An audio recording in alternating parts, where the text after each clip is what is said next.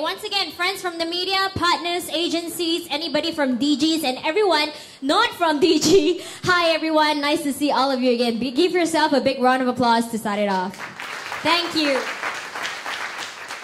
Now, welcome back to the world of social media. In the social media, we call this bunch of people who thinks the tweeting way, thinks the Instagram way, or thinks the Facebook way. We call this the wisdom of crowd. Because of your wisdom, because of your ideas, that all this thing goes really viral. Alright, and just a few things before we start. Have you submitted your entries? How many of you have submitted your entries to DiGi WWWOW Awards? 1? Others are still thinking, is it 2, 3, or you're too shy to raise your hands? Come on, just show a number of hands.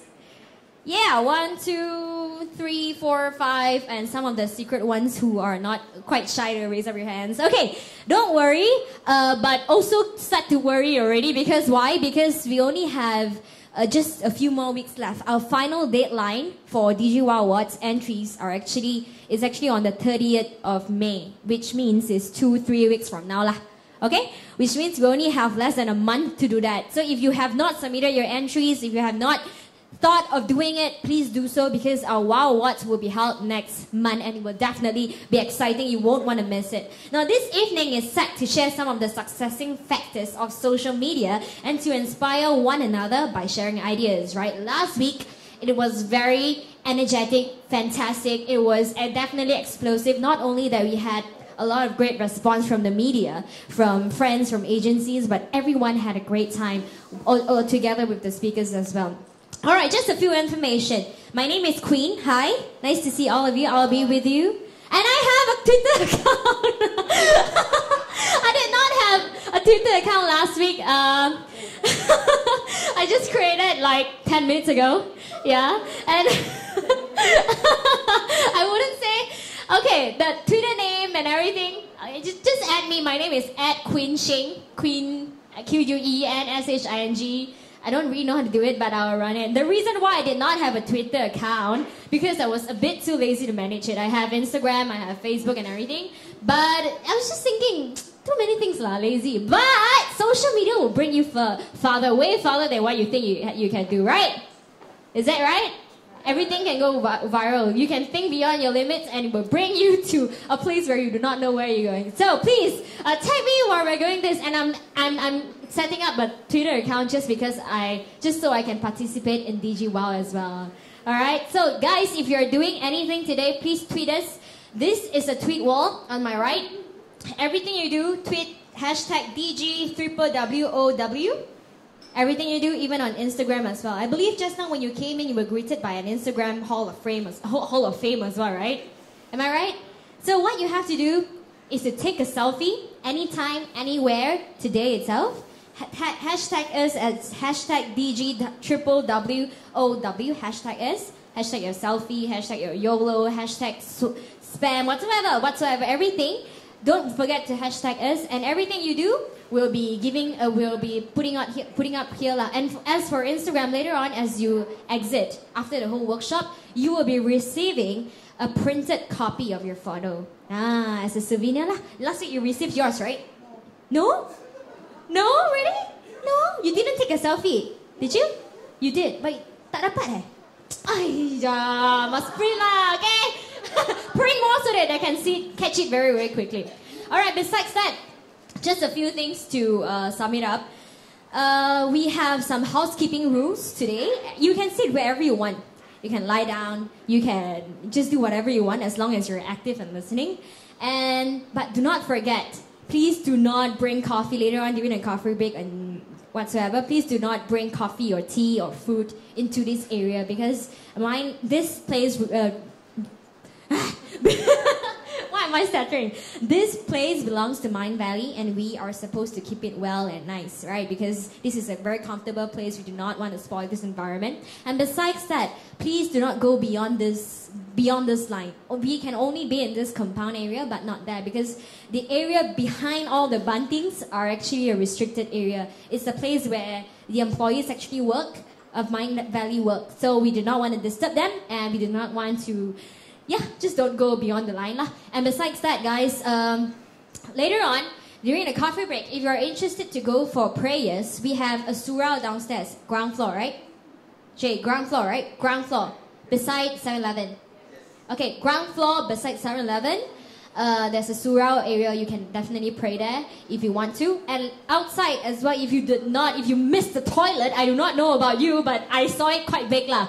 So if you really, really missed it or you did not see it, I'm telling you right now that as long as you go out, step out of the door, you can already see a toilet at your left-hand side. Okay? You can go there. So that's it from me. Alright guys, you ready to start it off? Can't wait, right? It was very exciting, right? Okay guys, first up, we have an introductory speech by the Chief Marketing Officer of DiGi. Put your hands together for Miss Chan Mei Ling.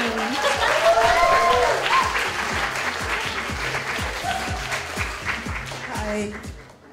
Sorry, the Chief Marketing Officer is a much more handsome-looking gentleman called Christian Triner. You can Google him. He's quite good-looking, I think, for my boss. Hi, I'm Mei Ling. I'm the Head of Marketing Services for DiGi. Are you guys ready to be wowed tonight? Yes. Okay. I will keep this corporate thing be short and sweet, but just wanted to tell you guys, thank you for coming. And this is the 4th year that we're running the DiGi WWW Awards. Every year or so, even as a brand, as a company, we like to do things to dream big and do bigger.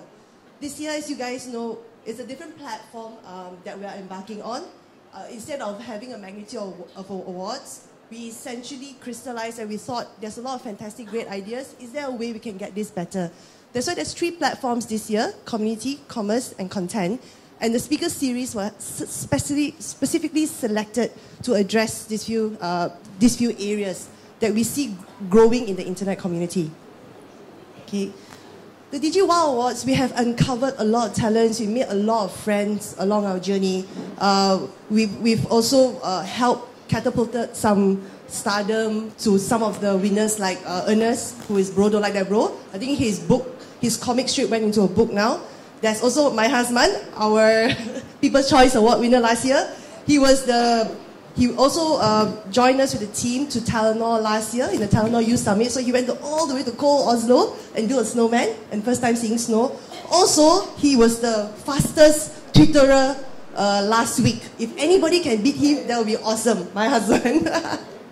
Okay, so the WWW Awards, I think we saw a lot. We uncovered a lot of wonderful stories, and in that journey also we became friends. And we also thought, is there another community or other communities out there that we have missed that we can actually help foster a partnership with?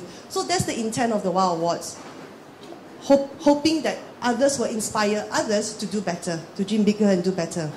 Today, we have about 600 entries, so if you haven't submitted, please submit.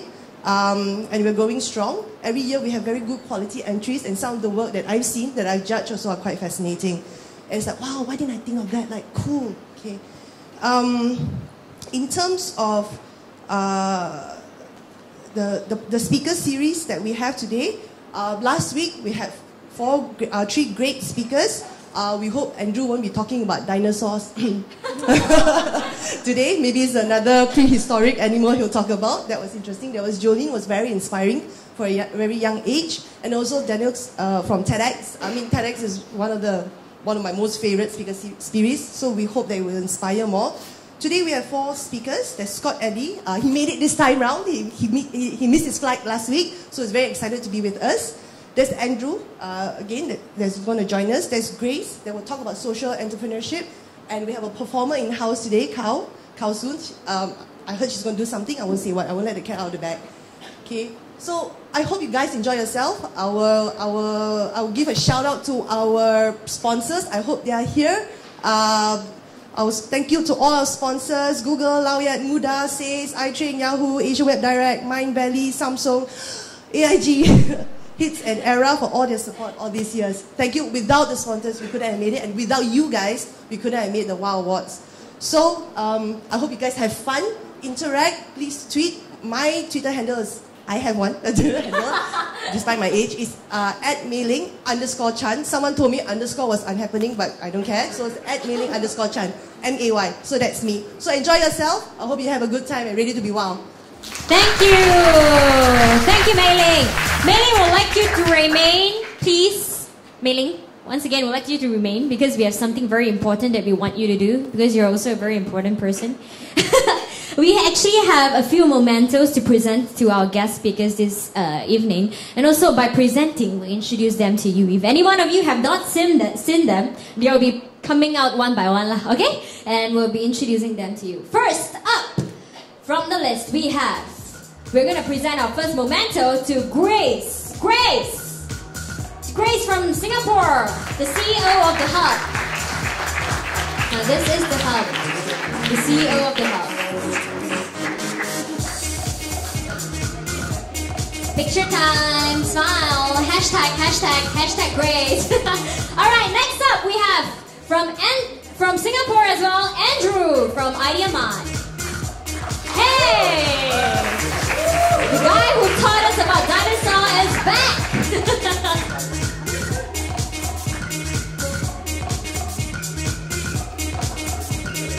Thank you. Next up, we have from Thailand, Kao, the YouTuber. Kao Soon, hi! Very sweet, loving girl. You'll be seeing more from her later. Thank you very much. And last but not least, the guy that we have been anticipating since last week, Mr. Scott Addy!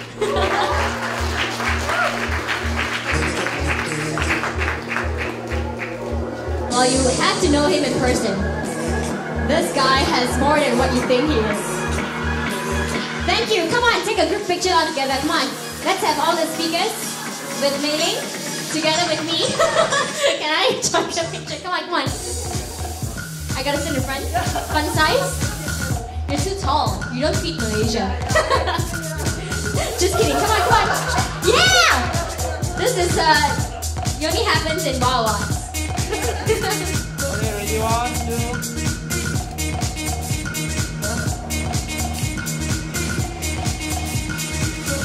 Okay, thank you very much, guys. Thank you, Eddie. Thank you, Scott. Thank you, Eddie. Thank you. All right, you ready, guys? Now you have seen all your faces. You can't wait to hear from them, right? Well, I see that today we have more audiences, more people, participants to join us this evening. Last week we only have like half of this place filled up. This place like 2 rows. Now we have all the beanbags filled up. That's very exciting, isn't it? Give yourself a big round of applause for that. Wow, and then you have 2 more participants coming in. Don't worry, you're not missing out anything. Okay, guys, you ready to be inspired? Ready? Okay, first up. Our first 2 speakers are from Singapore. Well, we always say ladies first, right? And so we'll kickstart this workshop with a lady speaker. Talking about this woman, not only that she's very friendly, she has a very beautiful smile. She has a very super duper impressive background. Let me just tell you a little bit, a few shout outs. Now, she is the CEO and a co-founder of the Hub Singapore.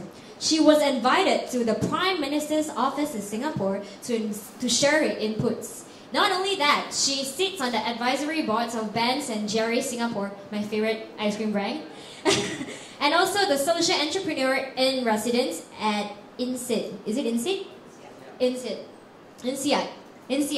And she is also the young global leader of the World Economic Forum, and the list just goes on and on and on. So enough of me and more of her. Let's pass the time to Grace.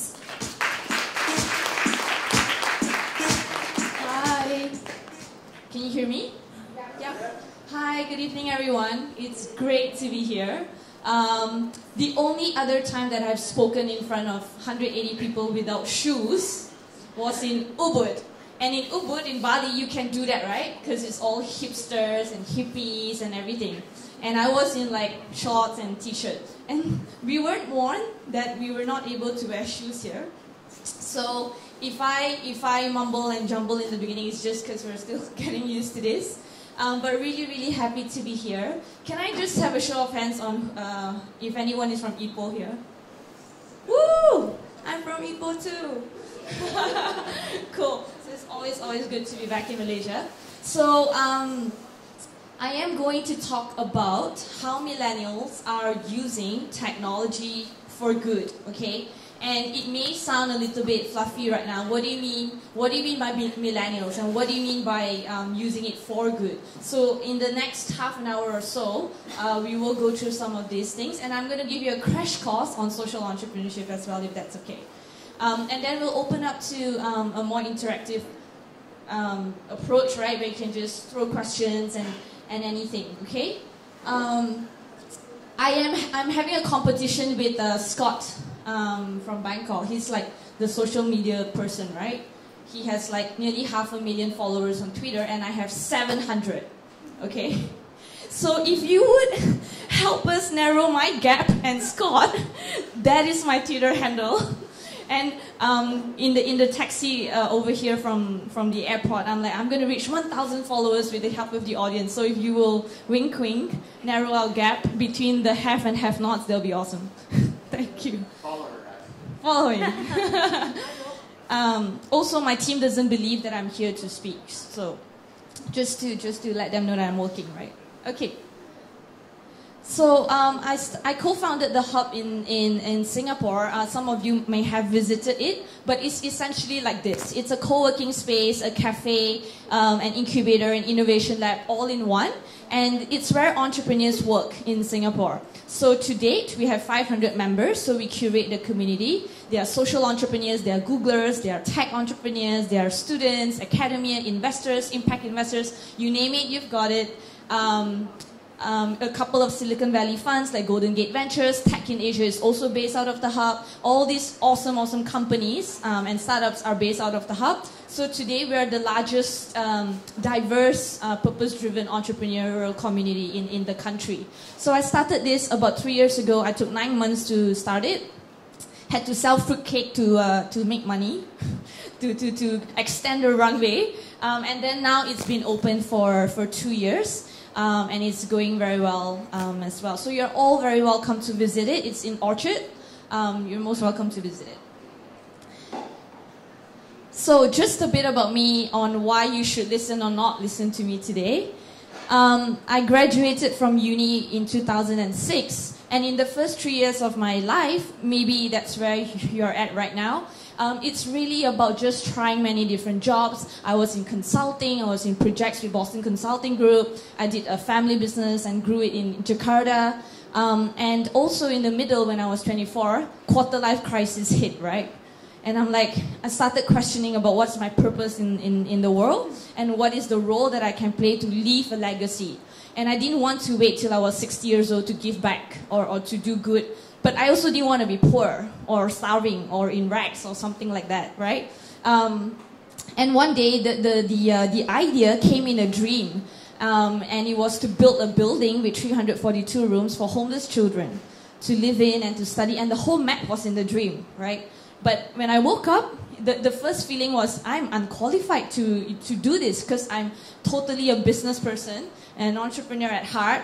And from the private sector, I don't know how to bring education to children in villages in Indonesia. So I started researching and yada yada. And in a month, I started my first social enterprise called Books for Hope. And we built libraries for children in remote villages in Indonesia, bringing education to people who haven't even seen a colorful book, for example. And from there, the next 3 years was really, life-defining. I went to pursue my MBA in Oxford in the UK, and I focused in something that I found to be me. It's my identity, which is social entrepreneurship, right? As self-explanatory, the term is social means you're trying to do good for the world or for the environment. Of course, social means other stuff in social media. And entrepreneurship is really using, the rigor of business and risk-taking to find a solution to a problem, right? So by combining these two was what I think I am. So that brought me to Silicon Valley. I worked there for a couple of months. And if you know that guy over there, his name is Jeff Skoll. He co-founded eBay with Pierre Omidyar, and he made kind of like $5 billion from it when it went IPO. And Jeff has always wanted to change the world in a big way through stories and media. And his first effort was to set up the school foundation with $1 billion in endowment, and he kind of paid for my MBA too. So he continues to be my mentor in how do you build ecosystems and ventures that can have a large-scale impact on the world. So I did that, and when I came back to Singapore, I started the hub. It was the first hub in Asia. And now I'm also in all sorts of stuff. Now I mentor MBAs in INSEAD and in NUS.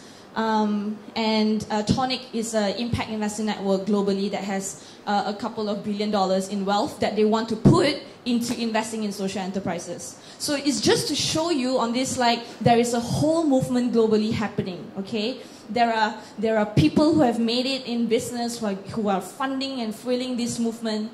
There are tons of capital, both in terms of money and idea, coming into investing in enterprises that initially people think you can't make money, right? If you do good, you don't make money, okay? Or if you make money, you can't do good. So we are trying to merge and blur these lines.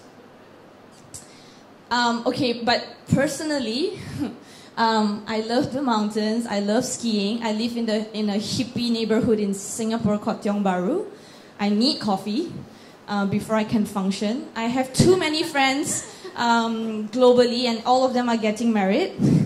And I also break a lot of bones in my body, and now I've got this titanium plate in my finger over here. Just because I have this philosophy in life, like, it's okay to break bones, it's okay to fall, it's okay to crack a bone or two, and if you want to live life to the fullest. A disclaimer though, I am not a techie. Scott, you're up. So I cropped this from Scott's Twitter today. Look at him, 424,000 followers, and look at mine. 24. So I'm a social entrepreneur. I'm not really savvy in social media, so I'm not a techie. I need some help there, and I'm really excited to listen to both of them. So. Oh, come on. Stop embarrassing me. This is getting tweeted. Okay, 1,000 followers by weekend, guys. You better help me. Follow me, retweet this. Okay, so I hope I'll still be useful. So, crash course on social entrepreneurship. What is a social entrepreneur? Who is a social entrepreneur? What attributes do they have? To make it as easy as it can get, a social entrepreneur is a combination of Mother Teresa and Richard Branson. Does that make sense? Can you imagine it? So what is Mother Teresa like? What is she like? This is the part where you can answer. She's like a saint. She's very, very compassionate, right? She's always taking care of the dying people. What else is she like? She also dedicated her life to trying to solve humanity and social problem, correct? She's not very capitalistic, for example. And what is Richard Branson like? Sorry? Anyone knows Branson? Okay, some attributes of him. I promise I won't tell him. We were just together in the conference last month. Flamboyant? Okay, he's flamboyant. He's very loyal though, I heard. Some more? Very successful, very business savvy, isn't it? He has started many, many companies. He's very ambitious, and he's pretty much quite crazy in terms of what's possible and what kind of ventures can be started. So if you combine Richard Branson's head and ambition and Mother Teresa's heart, you get a social entrepreneur. Okay? So social entrepreneurs, they are like entrepreneurs, right? We like business, we set up businesses, we use entrepreneurial approaches and innovation, but our mission in starting a venture is to solve a social and environmental problem. The mission is not to be a billionaire. We can be a billionaire on the way if we do it well. You know what I mean? It's not the end. It's not the means to the end or the end. Okay, it's a nice byproduct. If we happen to get rich, it's a nice byproduct as a proof to show that what we are doing is successful, while we are also creating a lot of social impact.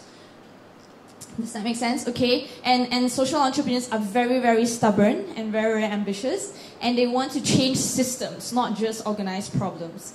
I remember when I was 24 and I told my dad, who is in Ipoh, I said, hey dad, I'm going to start a social enterprise, right, bringing education to children. And he's like, forget about it. I'm like, what do you mean by forget about it? It's like, you can't do it. I want you to be a millionaire like your sister first and then give back, right?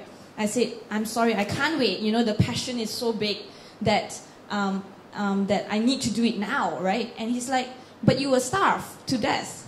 I'm like, I won't, I promise you. It's going to be a revenue-making venture, but that can also bring education to children. So we are super stubborn. He didn't agree with me, I didn't agree with him, we didn't talk for 6 months. C'est la vie. But now he totally gets it. And yeah, now we're talking again. So some of you would have known these rockstar social entrepreneurs, yeah? Who has heard of Yunus? Yep. So, you know, the father of microfinance, right? He kind of proved conventional banks wrong, that the poor cannot receive loans, okay? He has created an organization that can give loans as small as $100, $200 for micro entrepreneurs in poor countries. And guess what is the repayment rate? The repayment rate, where people borrow and they return the money. Guess what it is for Grameen? 99.8. It's better than any bank. It's better than Citibank, whatever bank, whatever bank. Why? Can you guess why?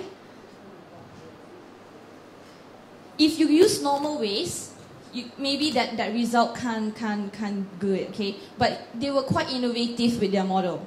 And please, guys, don't hate me for this, but he only loans to women. Because women are more honest. When you give $1 to a man, what would he do with the $1? Spend on what? Cigarettes? What? Make it $2. What are you going to spend on?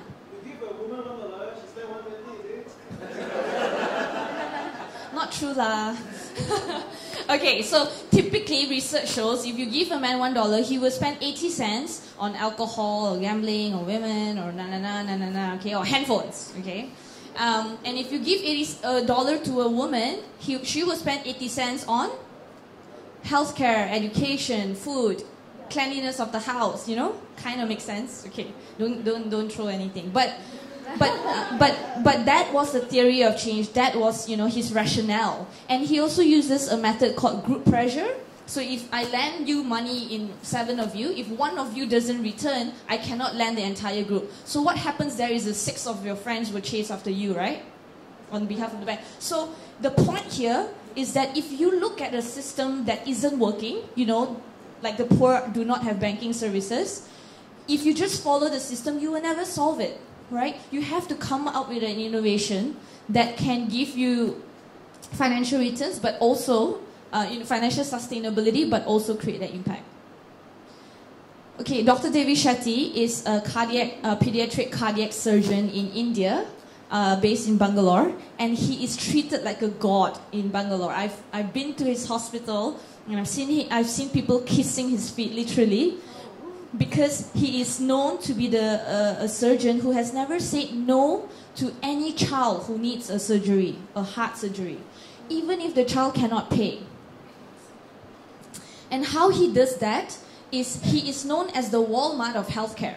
He is famous. There's Harvard case studies on it. There's Wall Street Journal articles on him. And as a Walmart, you know, you keep your operational costs really low, right? And you have high margins from the normal customers, from the normal patients. And he uses that high margins to subsidize the people who can't afford. And at the end, he still makes money, you know? You know what I mean? So again, he uses techniques like double bed surgery. You know, I finish one surgery here, I change the instruments and I go. So when you pay a doctor the same amount, with the same salary, you do more surgery. So you decrease your overhead costs per unit, right? That's economies of scale. So it's just to say again, 25% of their equity, of the shares of their hospital is owned by JP Morgan, a traditional big bank. Why would a bank invest in a social enterprise like that? Because it can generate profits. And now they have 10 hospitals around India. And it's amazing. Encourage you to visit them as well if you like. Okay, Jane is from the D School in Stanford, and she uses design thinking to create this thing called Embrace. It's also a company based in Bangalore. What she found, the problem she wanted to solve was the mortality rate of babies, newborns. When you're a new baby and if it's too cold outside, you die. Okay, it's a very big problem. A lot of babies die because they're not warm, right? Not like in the mother's womb. So she created this little blanket with a gel pack inside that can be heated on a cooking stove. And once you put the gel back into the thing, it keeps the baby warm. Because in villages and poor countries, you don't have incubators, right? You literally don't have hospitals and facilities to keep babies healthy.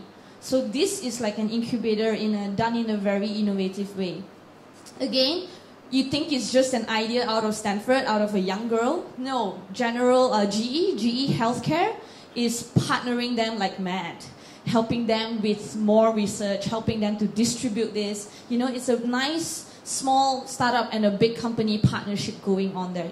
All these are real stories. You can read about them and find out more. So if you look at the spectrum of companies, on your far left is your traditional for-profit, and your far right is your traditional non-profit, right? So for-profit would be, the ExxonMobil, the IBM, and here typically would be like your Red Cross, UNICEF. And there's this whole new hybrid model that came about in the last 20 years, okay? And these models in the center try to blend making money and making meaning, marrying purpose and profit, doing good and doing well, and all these kind of things, and I can go on and on. So why is this happening? Why are there more social enterprises around? And why is it most of the time started by young people? I just turned 30, and this is my second social enterprise, right? And at the hub, we have 200 over startups, and the average age is just 32. Okay, why is it so young? Why are people not why are people not working for big companies, relying on a monthly paycheck anymore? Why are there so many bankers who quit their banking job to do this thing? They are getting younger because of airlines, budget airlines like AirAsia and the internet, people understand the world better. Okay, there is no excuse for anyone now not to understand poverty, for example, because you can travel, you can see people's faces, you can smell poverty. Okay, and I think our generation is very lucky in the sense that we don't need to really survive to live, and because of that, we start thinking about self-actualizing very young, right? And because of that, we have the passion to have a purpose in life really young, and not just being on the treadmill and not knowing what your life is for. The Thiel Fellowship, those of you who know Peter Thiel, he's with PayPal, started PayPal and all that. He started a fellowship that funds 20 people under 20 years old every year. He gives them $100,000 to drop out of school to pursue a big idea that can change the world, that can solve world's problems. And these are one of the batch. And I've met some of them. They were 19 years old and they were synthesizing DNA, trying to prolong life and that kind of thing. They're really, really, really smart. And so there's a lot going on. And, people are living for a bigger purpose. I think the Maslow, everyone's familiar with the Maslow hierarchy of needs, yeah? First, you need food and shelter, and then you need sense of belonging, and then you self-actualize. I think among the millennials today, millennials are people born 1980 and above, 1980 to 2000s, okay? I think the millennials today, it's a reverse hierarchy. We want to self-actualize first, and in doing so, we do well for ourselves, and we have all the other stuff. So we are not following the needs. We're not following the steps of self-actualization. It's debatable. I would love to hear your thoughts on this. But that's what I feel.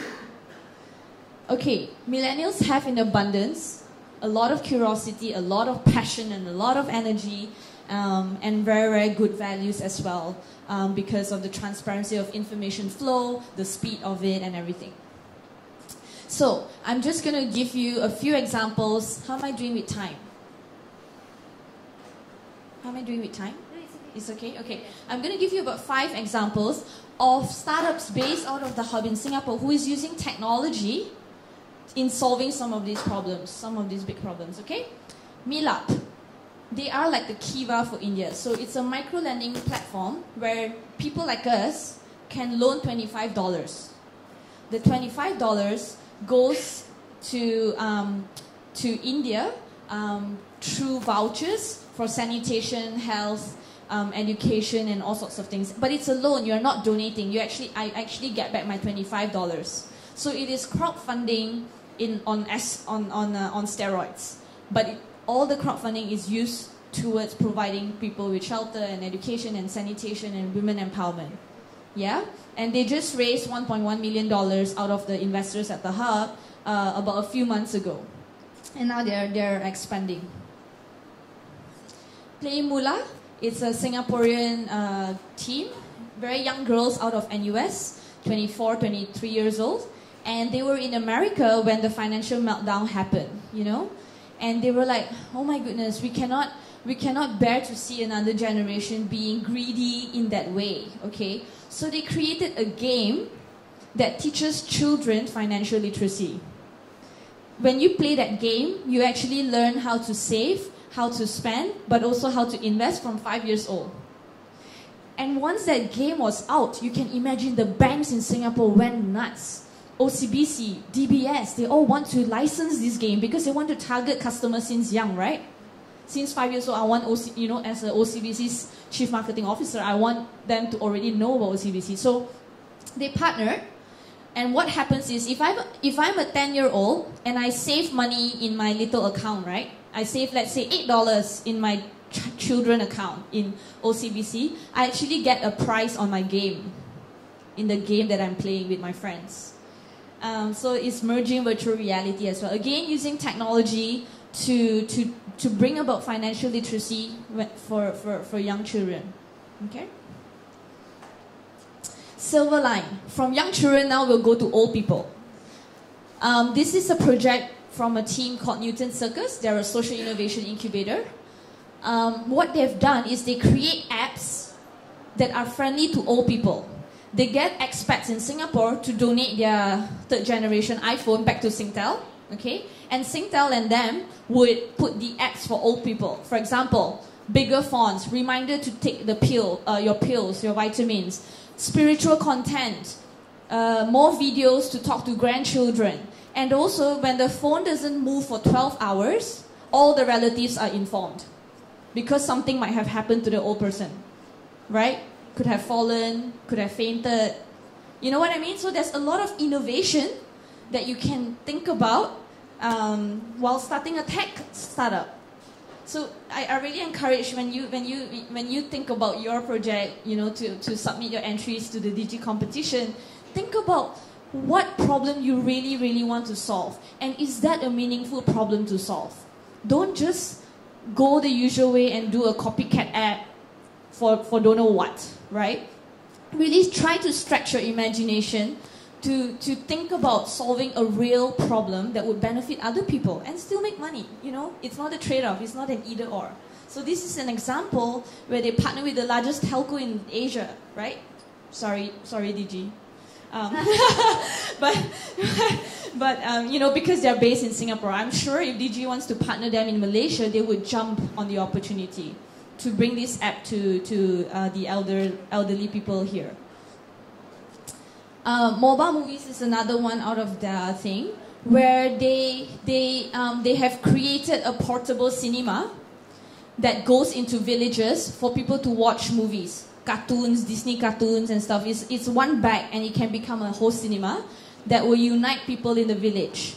And during the movie screening, they will have advertisements by real life people on things that are important, like the importance of washing your hands, right? So they will partner with Unilever, for example, or Dove, right, to promote their soap and teach people how to wash hands in villages using the lure of entertainment and movies. Make sense? So it's a very big revenue model for those of you who knows advertising and distribution and outreach.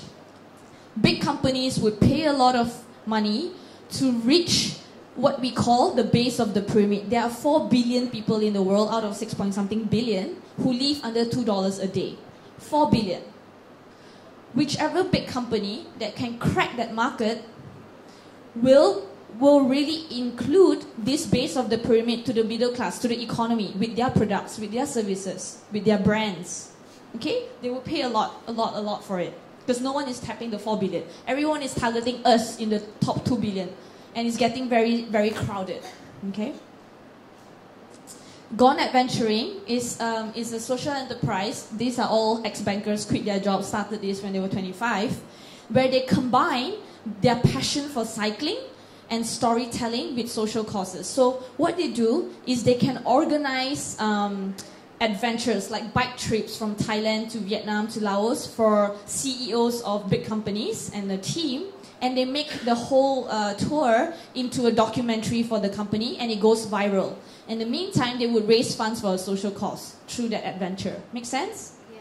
So they have done running, they have done cycling, I think they're going to do diving, they go to East Timor, everywhere, and you can hire them to create an adventure for your team, and they also create the viral products to go on YouTube and a documentary to go even within the company. Most recent project, they brought the CEOs of Standard Chartered in Asia on this bike trip, and they raised $150,000, and the video that they created for them went viral. It was the London headquarters say it's the best content they have ever seen, and because it's so meaningful. It connects brands to communities to stories. Again, advertising and storytelling with a difference, right? Jana is a more complicated one to explain, but they had just raised $15 million last year. $15 million, and they are able to reach 3 billion people by partnering with 270 telcos around the world. And they want to increase the real income of these people through free airtime, like DiGi giving you free airtime, if the poor people react to some mobile behavior, like do a survey or like a Facebook page or follow Scott on Twitter, and you actually get free airtime for that. So what their mission is to shift advertising money from the big guys to the 3 billion people who are poor through free airtime. If that doesn't make sense, I'm happy to talk about it more. But last year, they were World Economic Forum's Innovation Pioneer of the Year. It was an amazing achievement. So these are just examples, again, on how they use mobile, how they use YouTube videos, how they use technology to do good, but also have a financial sustainability to their thing. That's me there, that's Branson there, that's how close we can get together. No, I'm joking. This is to show you, it was a media piece done by The Guardian in the UK. They chose 50 people around the world to share about what social enterprise means to us. And this is just to show you that it is a very nascent movement. It is very flat. And because of that, you can make a dent. What you think, how you do things, how you measure things, how you prove your impact can really be big and can really make a dent to the sector because it's quite new. A lot of people still don't know how to do a lot of things. So there's a lot of space for innovation, there's a lot of space for newcomers, so it's very encouraging. So I guess I'll end with this slide just to say that success is never linear, it's very messy on the other side. It's never linear, it doesn't mean that if you do A and B plus C, you will get Z. It's never like that. It's a super messy journey. It's a very difficult life, a lot of risk taking, and also, make it worthwhile, make your life worthwhile, make it for others, and there are a lot of ways to increase the chances of success too. By being around people who value the same things, by being around people whom you can learn from and who value your growth. And that's what, at least at the Hub, we believe in, because there's a lot of collaboration going on because of that. So thank you. We can take questions now. Yeah. All right, thank you very much, Grace, for sharing with us so many things that happen actually all across the world, right? All right, now that we have heard from her, any question from the floor? Yeah. Could you shout it across? Yeah, I guess just one point of clarification, Grace. Singtel isn't the largest telco in Asia. It's China Mobile and then Bharti. And even as a group, Singtel is one of the largest, not the largest. Point taken. Correct you on that. Okay. And then the question I have for you is that at age 24, you said you decided that you wanted to make a difference or do something more meaningful, which is highly unusual because at that age you just graduated and you obviously just enjoyed the hustle and bustle of going all out and just working your ass off and trying to achieve something materialistic. Yeah. So what was it that made you say you want to do something to make a difference, impact in people's lives? And I said that you come from a wealthy family. Was that guilt of being wealthy part of that reason? So this is where I correct you. I am not from a wealthy family. But your dad said be a millionaire like your sister. Well, she created her own wealth in a completely different way. She built telco towers. That's what I was doing for her. But okay, I'll remember. I love that question. I just want to get a sense of every other thing first, so I can merge them together. Yeah, okay. Every other question. Another question. Anyone wants to challenge anything? I love that part. You like to Sorry be challenged, about huh? the Singtel fact. Okay, anything else? Anybody? Or should we pick a question from the tweet wall if there is any? I don't think so, right? It's just normal tweets. Any question from anybody? That's Scott, come on. You'll be easy? I can handle you. I have a question. Yes, who, where? Right here. The social enterprise Sorry, is what's sort your of name? like, my name is Sharifah. I'm from Project Ikra. Sharifah? Does social enterprise taking over government's role? Great question. Okay, another one. I saw, you were raising your hand, What is your biggest breakthrough in your characteristics in doing the social So what's your name? Caesar? So if you can say your name and where Season, you're from, season, that'll be right? awesome. Caesar. Caesar. Wow, Caesars. Okay. Okay. What is the breakthrough in characteristic? You cut through a lot, huh? Oh, like the growth part. Oh, okay. While Okay. you're building this. Let's do the 3 questions first, and then we can open up again. I'll take your question first. The need for social entrepreneurs is there because companies, private sector, and governments, public sector, are not fast enough in solving some of these problems. Okay, it's the same. It's like how WhatsApp is taking over people by just 50 employees. 19 billion valuation for 50 employees starting from a garage. Okay, it's these small, nimble, fast, innovative people who can solve problems. It is a problem-solving mentality that social entrepreneurs have, right? And they are not waiting. There's no bureaucracy. And so when the government fails, in countries where governments fail, you have the most social entrepreneurs. That's why it's kind of boring to be in Singapore, to be honest. Every chance I get, I want to go to India because it's like, whoa, so many entrepreneurial, it's frugal entrepreneurship over there. You have so few resources that you're super, super creative. So yes, the ideal scenario is when the social entrepreneur comes up with a solution and it's proven, okay, let's say with one community or with a certain issue, then the government comes and help them scale. So the government can actually be a customer, can be a revenue for the social enterprise. Okay, lots of examples for that, but great question. Breakthrough in characteristic. I would say is grit and humility. Okay, I'll start with humility.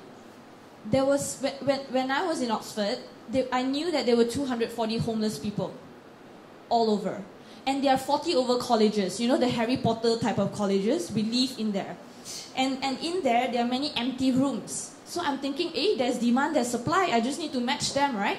homeless people and empty rooms. So we just need to find a way. So I thought I will form a choir of homeless people, and we will perform all these Christmas songs in all the colleges, and hopefully to soften the hearts, and they can get the rooms, and they can be gardeners or waiters in the colleges.